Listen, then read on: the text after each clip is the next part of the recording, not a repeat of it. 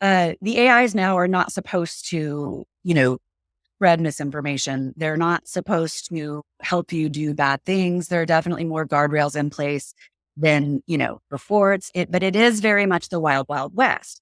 And the one key difference, the really big, important thing to remember is that if ever there was a situation of the genie's out of the bottle on a global level where we're all in this together, like the bad guys, the bad actors, what we call the black hat hackers have access to this technology and they are not following the rules. Welcome to a movement of kindness and empathy. You're listening to Compassionate Las Vegas, the podcast. Embarking on a mission to unite our city under the banner of compassion, we're one among 440 cities around the globe standing together to build a more compassionate world. Now introducing the man leading the charge, your host, Will Rucker. Welcome to Compassionate Las Vegas, the podcast. I'm Will Rucker, and I am so excited about this episode. You have no idea. So this is actually our second time talking. And you know what they say, second time's the charm. I've got Lisa Flynn here with me. We're going to talk about generative AI. We're going to talk about hacking humans. And just stick around. It's going to be a great episode. So welcome to the podcast, Lisa. Thank you so much for having me, Will. I am super excited for this conversation as well and just love what you're doing with Compassionate Las Vegas, the podcast. Yeah, well, thank you so much. Before we even get into the content, I just have to say I have been just so, I don't even have the words for it. I've been thrilled. I've been excited. I've been honored, just impressed, inspired by what you do, who you are as a human, and the contributions you're making right here in Las Vegas in such a short time. Oh, that is like the best thing that anyone could ever say to me. Thank you. And I've literally felt such a welcoming just sense of family, especially within. I'm lucky enough to be in Compassionate Las Vegas and in the Jameson Fellowship. And that's where we, of course, met. And y'all have just been such an awesome family to allow me to really spin around in a collective impact sort of way. To do everything I can to make my home a better place. It's already pretty fantastic, but there's always work to do. That's right. Iteration. That's what I like to look at. So, all right, well, let's dive right in. I want to set the foundation of the podcast with a definition of compassion. So I want to hear from you what that word means. Mm. So to me, compassion is action, right? So it's empathy and action. So I know that we always talk about the little meme of sympathy versus empathy, where you're like in the circle. And then compassion is actually, I think, rolling up your sleeves to help solve a problem for someone so that it won't be a problem for anyone. Mm. Yeah, that action part I think is so critical. I spend a lot of time, for lack of a better term, defending compassion. Because people feel like, oh, that's just woo-woo stuff. Oh, it's so soft. Oh, it doesn't get anything done. We need action. I'm like, well, compassion is the driving force of action. So I love Scarlett Lewis with the Choose Love because she actually made that part of their saying is compassion in action, just to be super clear about it. Yeah, it's a courageous word to me. Compassion to me is not soft at all. It is the sort of like Joan of Arc, like charging forward, Tina Turner and Mad Max. Like it's definitely an action word. So, absolutely. 1000%. So for the doers, the catalysts, as we say. Yeah, it's not one of the easier things to be. It should be easy, but in the world that we live in, it actually is becoming increasingly more difficult. And that's my little segue into the topic of hacking humans, because everything we see on social media, on broadcast media, even in pop culture, is designed intentionally to spur an emotional response. And of course, how do you hook humans? You tap into our fear center, you tap into our anger and get us riled up because then we're passionate about stuff. So let's talk about it. We've got social engineering happening on a scale like never before. You just got back from some conferences about it. You are the expert. Talk to us. Well, again, I'm so excited to be having this conversation because we need to be making this more, we need to be demystifying AI and technology. So for starters, let's just lay out some definitions to make sure that we're all on the same page. So social engineering is basically the manipulation of someone to get them to do something that they wouldn't have otherwise done. Okay. So in some circles, we call that marketing. That's so true. Well, if you think about it, that's the same thing, even in terms of like planting a seed that like, oh, I didn't know that I had this problem. And now it's a big problem and I need to go buy things to, make that problem go away. So that's basically marketing. So social engineering comes on that. And it's been able to happen quite a bit more, obviously, with social media, because we're just putting out so much more information about ourselves, right? So sometimes social engineering is like looking through someone's social feed and learning what their dog's name is or their kid's name or the year they were born or married or any of those things to get like common password type things.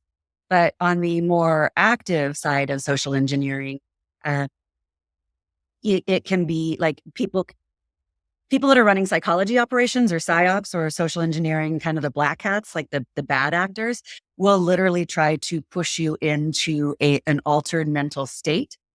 So for example, sending the Facebook message, I saw this one go around that's like, oh, there was a fatal accident and someone was involved. And so as a person, we go and we click before we think. Right. And so even with all the training that we've had and we know not to click on suspicious links, sometimes things can be tricky like that.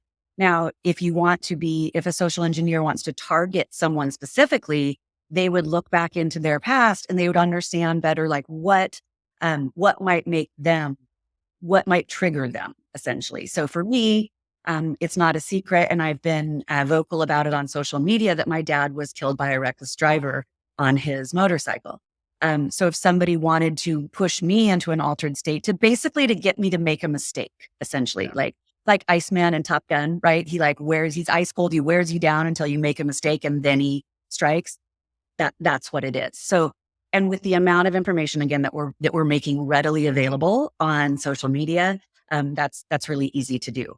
And these social engineering campaigns happen not only online, but they can also breach into the physical realm. So, if you've seen the show Terms and Conditions May Apply, which is a really great one to see in terms of like how much this, social media is collecting and why it's so dangerous.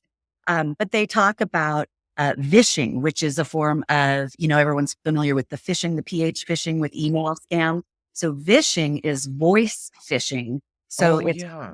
people actually call and say, hey, this was actually a competition at DEF CON this year that I took part in.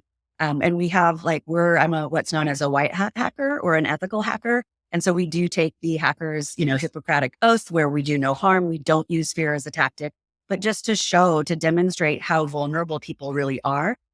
We had this cold call, competition, and my objective was to call, and I didn't know who we were going to be calling. Somebody in the booth handles all that. I'm in a soundproof booth. There's about, 500 people or so in the room watching. And heads up, the phone rings and a franchise, let's just say it was it's a retail franchise, answered the phone. And I had to get 3 objectives from them without using fear or whatever. And it was things like, what internet browser do you use? Do you use multi-factor authentication? What's your incidence response? And so it's easy enough to call. And there's lots of, on YouTube, there's lots of examples of this where you can call and basically say like, hey, I'm calling from corporate and we're just checking up to make sure everything's fine. And people will just give you the information. Like it's kind of crazy that way. So it's happening everywhere. And I think your next question is going to be about generative AI. So we want to talk about before we get there though, I'm still back at vishing and phishing and all of this. So, I'm still young. At least I like to consider myself to be. Y'all aren't y'all. Well, I'm young at heart. And at work though, in the early days, they would send us through these modules for like don't click on suspicious links and all of these I guess training protocol that in many ways are still as relevant today as they were 20 years ago. And I'm just wondering though, with the increase in information available, because one thing that I see is people answering these quizzes, talking about the street they grew up on, their Disney first pet's princess. name, all of these things. And it's like you're literally giving folks access to your life story that they can then use against you for these manipulation tactics. And now with the voice synthesizers or whatever you call it, you're having people make phone calls with that person's actual voice, knowing their history. So even the most diligent person who's like, okay, well, tell me where you grew up, just so I can make sure it's really you. Even that person could be fooled because the information's just out there. Absolutely. And I apologize for my graceful cat who just jumped down. That was not an earthquake. Uh, Background. Yes. So this is exactly what is happening now with generative AI, which basically just means it's AI that creates content. Okay. So, and what you're referring to in terms of like understanding your voice and knowing how you'd respond are deep fake. And so that applies to not only your voice, but now also your image. So with you, my friend, with all the podcasts that you post, someone has enough information basically that they could essentially create a digital twin for you that you may or may not be aware of is actually operating in the world. So uh, in that, like literally someone could create a deep fake of you that they would have you reach out to someone, say, I want you to be on my podcast. You would appear on the screen just as you're appearing to me right now. You would sound like you would act like you would have the same like mannerisms because it was all taken from you. And then it's manipulated, when it hits the screen. So we are now 100% in this territory where we can't trust what's on our screens anymore. We Wow. literally cannot believe what we see and what we hear. So, I want to go into that a little bit because they're still on strike, the actors and writers strike. And yep. one of the points of contention was the big industry wanted to take a scan of extras and use them in perpetuity. Like, we got your scan, we'll just make you do whatever we want. And that for me is half horrifying, half exhilarating because I'm like, okay, cool. Scan me one time. I no longer have to show up for the podcast. Like, it's Right? done.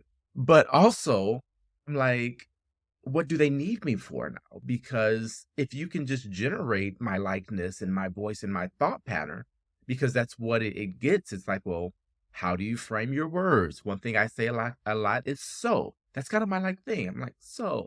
So they just throw that in there every now and again. It's like, oh, that's Will because he said so. I don't know. Lisa, I'm just going to be honest. I'm sitting here. We had this conversation once, and the tech gods were like, nope, not putting it out yet. We're doing it again, and I'm still like, this is a lot. And there's the rub, right? It is a lot.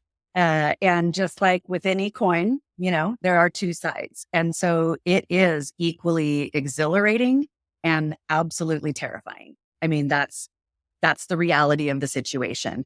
More so because we are now a culture that has been like indoctrinated into this predictive analytics. So like Hmm. for the last 10 to 15 years, 15, I guess, 15 to maybe 20 now, social media has been getting to know us, right? So that it can predict what we might want. So we call this predictive analytics, like, and that's used for good too. So like, even with, Google searches or alerts, like it can start to say, well, if you're interested in A and B, you're probably going to be interested in C too. So we're going to serve this up to you in your feed. So on one hand, that's good. It cuts through, like there's so much information out there for us. Like I don't need to make all the culling decisions. Like if I could just get like, you know, 3 to 5 options and go from there, that'd be great. That really cuts down on the mental load. So in that way, it's good. In the way that it's bad is that what it has done is like literally over time and on a large scale has reduced our ability as humans to think critically. Okay. So what is the antidote to all this? Critical thinking. If we could and we need to be teaching that in our schools, in our homes, in our, religious centers, in like everywhere. We need to bring back critical thinking to the humans because that's what makes us different. Critical thinking, including situational awareness, so that we can establish trust and creativity. Those are the things that the robots won't be able to take away from us for a very long, I mean, maybe 100 years. Like, I don't want to say never, but we don't see that happening in the next like generation or two, right? Well, you said a big word, which is trust. And I Mm. think that's at the heart of this conversation for me. I've spent my life choosing to trust people and choosing to have positive intent or assume positive intent and choosing to act kindly. And now with this just limitless force available for good, but also that could literally destroy society. That is in many ways destroying society. It is degrading trust because I mean, I just watched an episode. I won't mention the politician, but he said, "Oh, that they misquoted me," and then they pulled out the clip. Like, well, here's the clip. But now, and I know that he was being disingenuous when he said he was misquoted. But now you can say, well, that was generative AI. That wasn't me. So how do we, in this hacking humans moment, this social engineering soiree, like how do we still trust one another, especially now that everything is virtual? You and I aren't in the same room. We're connected through the internet. Most of my team for my job, it's dispersed across the United States. So I'm on a screen like this. When we're building relationships, when I'm doing workshops now, they don't even fly me in half the time. It's like, well, we'll just pop on to Zoom or some other platform. How can we build this trust virtually? And what safeguards are there? Great question. We're working on safeguards. So I'm on the NIST, which is like the National Information Security organization. So the White House is actually getting actively involved now. So they are sponsoring things, including what we just had at DEF CON, which was the biggest red teaming generative AI challenge that we've ever done in the country. We had 200 students and a total of 2,000, so another 1,800 hackers going in to see how we can break the generative AI. So ChatGPT is the name brand sort of in the space, but we were given several different AIs. They were all code names, so we didn't know which one we were using at the time. And to determine how could we bust through these guardrails that we have started to set up. Good news, bad news is some of us were very successful in busting through the guardrails. So that's the bad news. The good news is with a red team operation, that's basically the ethical hackers, the white hat hackers that are hired by the companies or organizations, in this case, by the White House, to say, we want you to find the flaws and the holes in the system before our enemies find the flaws and the holes in the system. So I'm a problem solver, right? I look at problems as a good thing. It means we are aware of them. We know that they're there and we can start working on solutions for them. So the AIs now are not supposed to, spread misinformation. They're not supposed to help you do bad things. There are definitely more guardrails in place than, before but it is very much the wild, wild west. And the one key difference, the really big important thing to remember is that if ever there was a situation of the genie's out of the bottle on a global level where we're all in this together, like the bad guys, the bad actors, what we call the black hat hackers have access to this technology and they are not following the rules. And this technology actually allows people without, I have a master's of science in information systems and cyber, so I know how to program machine, but you don't. And with some of these AIs, and I'm not going to give too many specifics right now, people can actually use the AI to help them build the machines or the algorithm, the programs to do bad things. And with generative AI, it can kind of think on its own. It can do, enough like reasoning and logic that the programmers have taught it. So generative AI is still made by humans, but the humans can do either very good things with that or very bad things with that. And so even though we are putting up guardrails, there are still things like literally your family and your inner circle, you should have a safe word where if you're like, and for most people, this isn't going to affect them. Most people will be caught up in like big phishing or phishing, big scam attempts. Very few people would be directly targeted, which is good because the truth is if you're directly targeted right now by a hacker, they will get in. And I don't care if you're a nation state, if you're, Will Rucker, if you're an organization, if you're one of the biggest businesses, if you're the electric grid, Like the hackers, there's just too many ways to get in now, especially with the human, the human side. So there are measures to put in place, having a safe word. Some people put watermarks, but all those things can be replicated. So, some of it is just stay one step ahead, stay creative, change it up. Uh, Others is to, when you start a conversation, your new thing could be, let me just really check in with you, like on a human level, how are you doing? And talk about some things that AI, wouldn't know. But I love that, that, Lisa. So the yeah, check-in, because that's something that we do as a culture within Compassionate Las Vegas. And I think that that's one way to safeguard, in a sense, on these everyday interactions. And I wonder, because you mentioned, of course, having that safe word. I've gone through and I've programmed my chat GPT to know me. Like it knows my CV, it knows my perspective on the latest political issues. And so I'm going to actually try this. I'm going to ask it to generate what my safe word would be and see if it would pick or get close. Because I think that it possibly could. And I want to go back like a little bit, and excuse me for being like super excited. I'm throwing a lot at you because this topic is one where this isn't the mild Zen will. This is like the, okay, we got to talk about this. But I watched the movie Terminator. I saw it. I watched iRobot. The list goes on.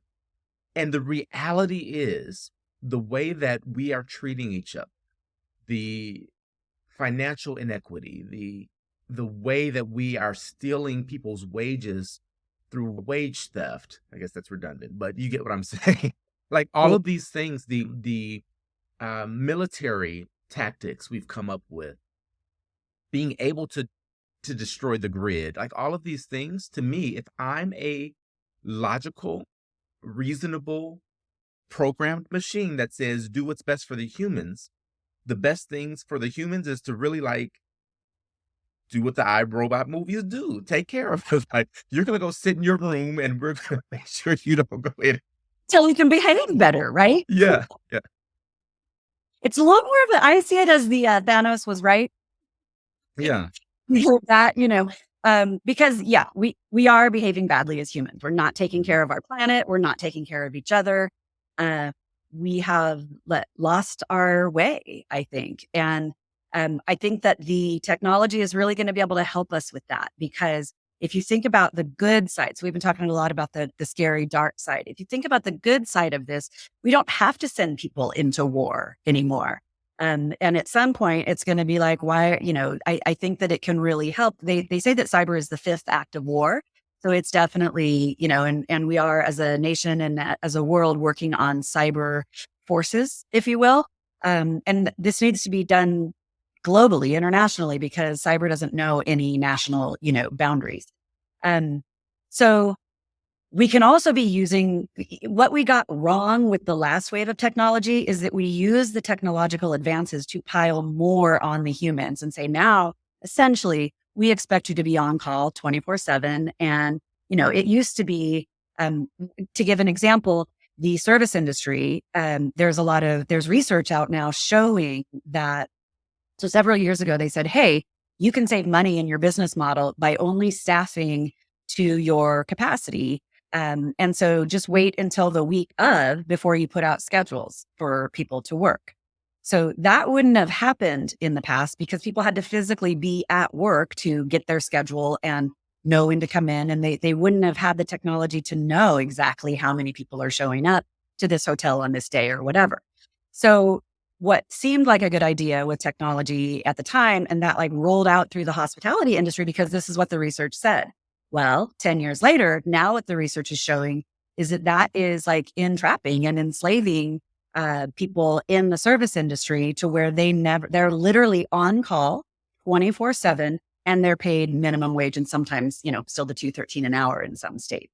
So there are we have to start using, and this is where we can't be afraid of the technology or of the AI. This is where I'm very much of the school of thought. We need to fight fire with fire here and say, how can we create our own digital twins? Like you were talking about earlier, we're like, yeah, I don't want to have to fly to, well, I would want to fly to New Zealand, let's be honest, but Me maybe I too. would, Yeah. right. But maybe I wouldn't want to fly, around the world all the time. And I could send my digital twin out to do that. Or for the talks that are webinar, and it's kind of the same talk essentially that we do a lot. Like, yes, an AI, a digital twin would be awesome to be able to use in that way. I use, to your point of your AI knows you so well, so does mine. Like, not only on a business level, but on a personal level, it does like meal planning for me. It knows that I'm mainly vegetarian, like it worked with the budget. Like it's amazing to be able to unload a lot of the mental load to the AI. So these are autonomous tasks. So we used to talk about robots taking over jobs that were dull, dirty, or dangerous, right? And AI is taking over that dull, that like autonomous, those tasks that we do that like we literally hypnotize ourselves during them. That's what the psychology shows. That's what the brain science shows, including driving to work, right? So the research shows that autonomous driverless cars are more safe on the roads, but the humans aren't ready to give up that power and control just yet. So, you know, if we made this available to everyone, if everyone could have a digital twin, for example, on their inbox, going back to one of your questions earlier, humans, again, we can't tell if it's scammy or not anymore.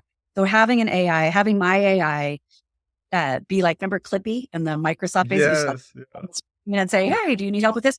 But the AI literally went through my inbox before I even, if it went through my AI before it even got to where my eyeballs would see it, the AI would know immediately what every scam was because they all sort of talk to each other. It could also review emails for me and start drafts of response. I could train my AI to say, hey, if I get an email from Will, I want you to look into the last 3 conversations we had and just kind of bring me up to speed so that and suggest a draft of a response to him.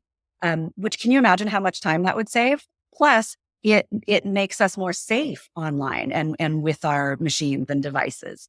We would still have the final say to say, oh no, it's just the first draft or whatever. You come in and say, this is the way that I'm going to change it and send it. So, but again, good with the bad on every side. So the best thing that we can do, and I think this is where those of us who already practice compassion, we are light years ahead in the AI game and in terms of being safe and safeguarding what we call our cognitive security, right? Mm. So just like just like we put up boundaries and alarms and, like the spam filter, even on our inbox, like we need to have that cognitive security around our brains and our thinking to make sure that we're not making a mistake. And this is where humans get tired.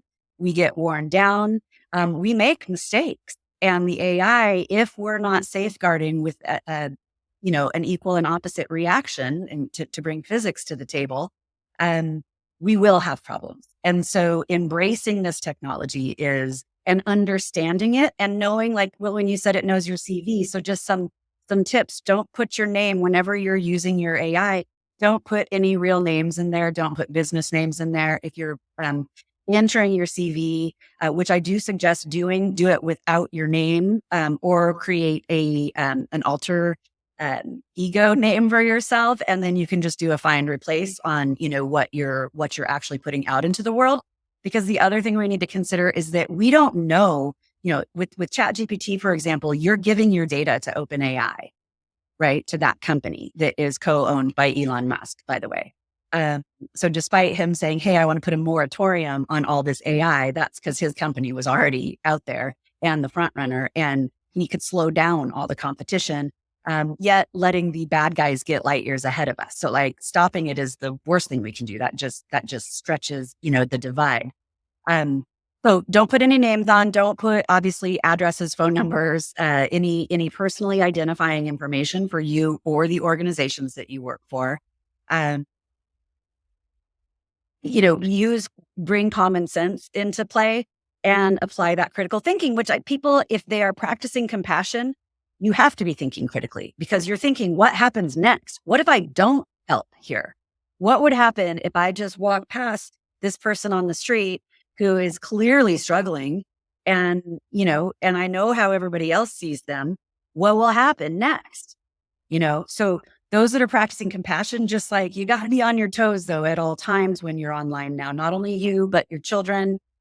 Remember that everyone is vulnerable. Everyone is a target, and having these conversations and really digging in to understand, so the people that are like, oh, I don't understand that stuff. I don't even want to know. It's like, that scares me.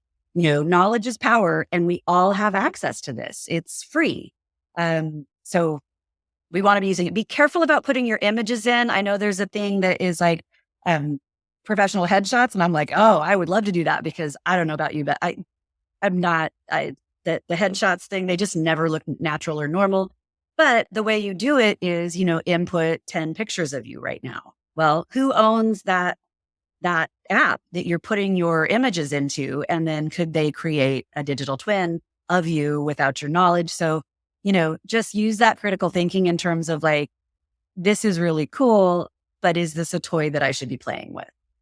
Or So I should there's be. so much more that we can get into, but we are out of time.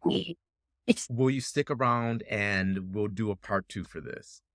I would love to. And maybe we should open it up and just have like a Q&A, like an ask me anything. If listeners want to send anything in, I mean, I would love to be able to help educate around this very important and mission critical topic, I think. Awesome. Well, stay tuned. More with Lisa Flynn next time on Compassionate Las Vegas, the podcast. I'm Will Rucker, and as I always remind you, you are not just a drop in the ocean. You are the entire ocean in a drop, and what you do matters. So live compassionately. I'll see you next week.